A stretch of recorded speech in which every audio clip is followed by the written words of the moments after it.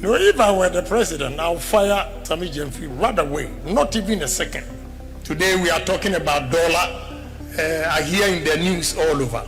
I have to tell you, I am not scared. I will tell you the truth because I'm a businessman. So right after Agyapong Japan ni anas in sensem no ene Agyapong Japan edu Central University eho enom Youth Quick Conference Leadership and Entrepreneur eho ena okasa wiye questions ba ye questions ni mu na ebi mu busa about nepotism, any business, any politics, real estate, any other issues more eka ho asem na no na nepotism no o kire se ono a anka Sammy Gyamfi ko be fire no pa na amanfo de ayesuade sa so na dollar rate dollar echo form no ono de obeka no kure amanfo bi eji omo ho mena te se de omo na ama dollar no ko form enye no kure eye Trump na ama na ko form yentie ni sem o kan mu kakra ewo ho. Nepotism, favoritism is what is killing this country. No doubt about it. Recently in the news, you hear Agradaa and Sammy Gyamfi. If I were the president, I'll fire Sammy Gyamfi right away, not even a second, because the evidence is clear. I don't need to go and do any investigation to serve as a deterrent. Young men and women complete their university education, they did their national services, and even national service, you have to pay to get a good company to work with. If you don't know a politician, you cannot even do your national service. All these things are impeding progress. And because of that, because of nepotism, we always employ square pegs in a round hole. So it's a canker that we need to solve or resolve. So I'm glad you brought it up. And you also question about business and politics. It is not very easy. In business, I would have gone far than where I am today if I'm not a politician. Why? Because I belong to one political party. If there's change of government, they attack your business, the new government attacks your business. Even your own government, friends might look at your face and they don't like it and try to kill your business. But if you're a politician and you are not a businessman, it's different. You don't feel the pain. But if you're a businessman and you are still doing politics, it is not very easy. So to balance it, all you need to do to enable you balance it is honesty. Don't compromise on your integrity. If you compromise on your integrity and do any fishy deals, any change of government, they will come after you and collapse your business. So if you want to do business and at the same time go into politics, you should know what is ahead of you. It's a high stake that you're going to take. Interest rates. First, to reduce interest rate in this country, I have to tell you, I am not scared. I will tell you the truth because I'm a businessman. You don't need the government competing with entrepreneurs or businessmen in terms of borrowing. The government is borrowing from the banks.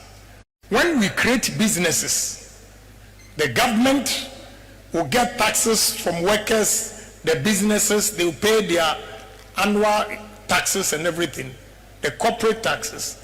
When the government has enough money, it will bring the rates down because they will not be competing with private sector for loans to do other projects. So creating more employment and flooding the market with goods and services will also bring interest rates down. Today we are talking about dollar. I hear in the news all over. The economists will tell you if they are fair and they are not playing politics with it. It is not a magic from NDC government. It's not a magic from MPP government that is bringing the dollar down. It is Trump and his policies towards the rest of the world's economy that people are not demanding dollars as expected. So the dollars are sitting there. Now they are competing with China. So whatever they are saying, if Trump and the world come together again, you will see that our country did not put or implement any policies that will bring the dollar down. So whatever you are seeing here is temporal. I am telling you, it's temporal. It is not any economic gurus in this country that is causing the cedi to appreciate and the dollar to depreciate. It is the world market that they are not demanding the dollars as much as they used to. That is why there's no competition and supply of dollar is exceeding the demand. As simple as that. These are basic economics principles. So we have to be careful with what they are saying about interest rates and all those things. It's not magic. It is the world economy that is falling apart, and the demand for the dollar has gone down. Somebody asks about punctuality. Punctuality, I talk about time, because if you become disciplined with your time, it affects everything that you do, even the decision that you take.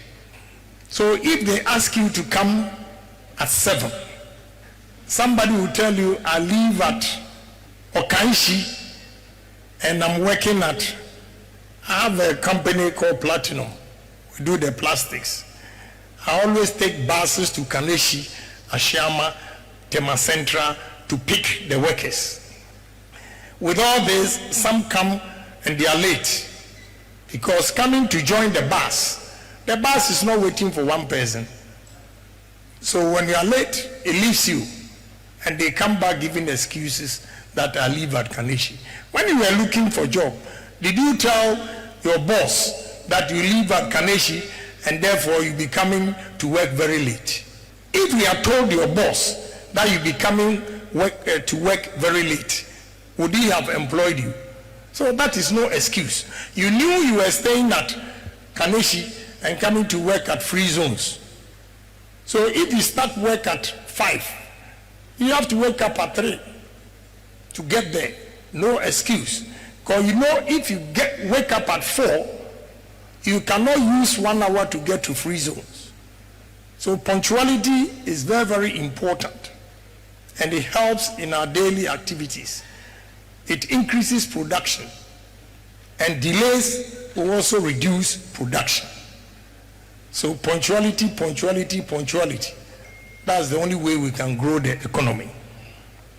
Industrialization. If I talk about entrepreneurship, what do you mean by industrialization? The businesses that we are creating. Somebody mentioned I have a steel plant worth 100 million. In fact, I don't know how he got it, but 3 days ago, the Indians came and they assessed the factory and they said it's $100 million.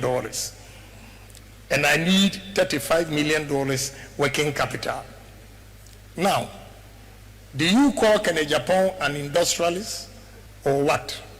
So it's the entrepreneurs who create the industries. So if we are talking about entrepreneurs, they are the same people. When we say industry, we have small scale ones and large scale ones. So at any level, those going into production, they are also part of the industrialization process. So entrepreneurs are leaders of the industries, and therefore don't get it wrong. They are the same. Language. Very interesting point. See, if we were able to use our own language, in Ghana here, they always say, oh, if you can't speak good English, it means you are not intelligent. That is what we call in Latin, fallacy of argumentum ad hominem.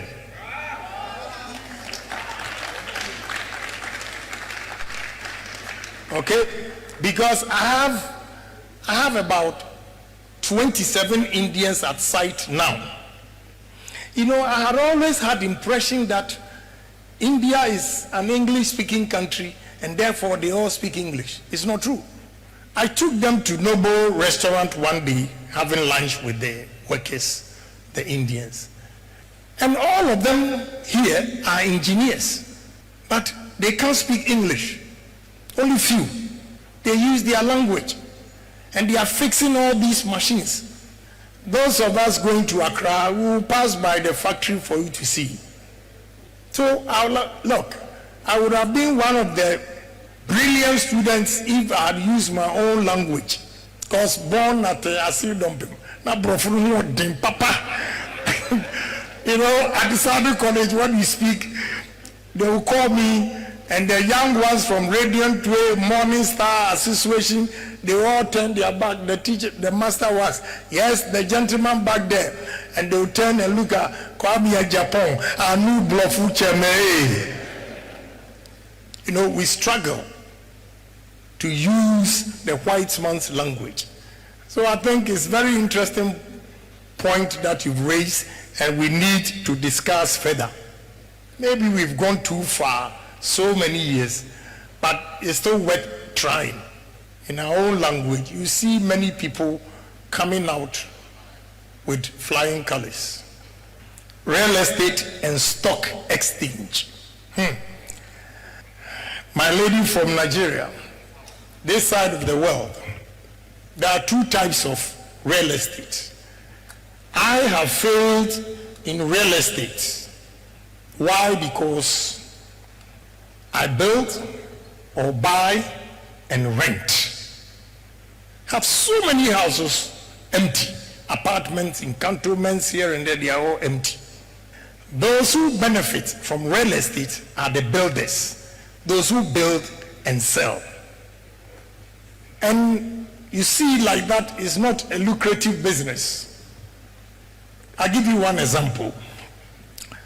The new factory that I bought that employs 350 people, I did not pay more than $4 million for that factory, and it's employing 350 people. I have a house in cantonments that the land alone I paid $2.2 million. So completion, what would be your estimation?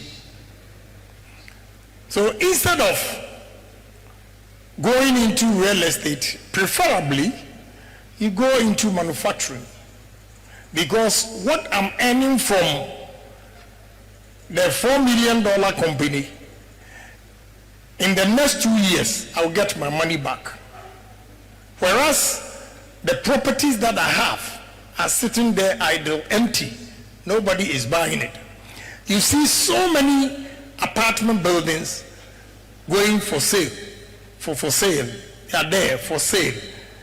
These are the contractors who have decided to go into real estate. It's not a bad idea. The mere fact that you've given it a thought shows that you want to be an entrepreneur. So I will encourage you, but be careful which area you enter into. It's very, very important. But I'm not, honestly speaking, I'm not fascinated with it. I'll give you one. I don't have to tell you, but I don't want you to make mistakes. So I'll share my personal experience with you again. I put 3 million aside, 1 million at a bank for my new house, 1 million to complete my new coastal, and 1 million to do the earthwork, the civil works at the steel plant. Would you believe that the $1 million I put in my house is finished? And when you go there, it's uncompleted. The $1 million I put in the coastal, when you go there and see the level, something that is going to bring me money, when you see what $1 million has done with the new coastal, 31,000 tons, you have no idea. $1 million in the steel plant, when you go there and you see the earthworks that they've done. And meanwhile, the house, $1 million is like you have a sieve Now you're dropping the water in there. It goes just like that. So you have to be careful with real estate. That is all I can tell you. It's good. It means you want to be self-independent. You want to do your business. It's good. But you have to be careful. I'm not saying I'm writing it off completely, no. But try other manufacturing areas and you see what will happen. And stock exchange. With what I'm doing with the industries, I call it lazy approach. You know, one of my daughters work at the Google, started buying stocks. One day, said, Daddy, let me show you. I made $432,000. No, she's just about 24. I think this February she was 26. $432,000. Just about 2 months ago, the 432, because of the volatility of the stock exchange, the money dropped to about 200,000. But if you put it in a business where you have time to manage it yourself, you will see the outcome. They are in America and they don't know this kind of manufacturing and how they are going into it, and therefore they're going into stocks. It's good, but I call it lazy approach, because you can spend about $300,000 and have this water manufacturing company, and in the next 1 year you get your $300,000 back. So stock exchange and real estate, if you are into business this side of the world, you see that stock exchange and real estate, they don't bring money. I'll give you a typical example again. Donald Trump, when we were in America with Trump Palace and all those, then we have Hemsley Palace, all those. Now the tech guys have taken over. The tech guys, technology guys, they've taken over. So you should watch the trend, how it's going before you invest.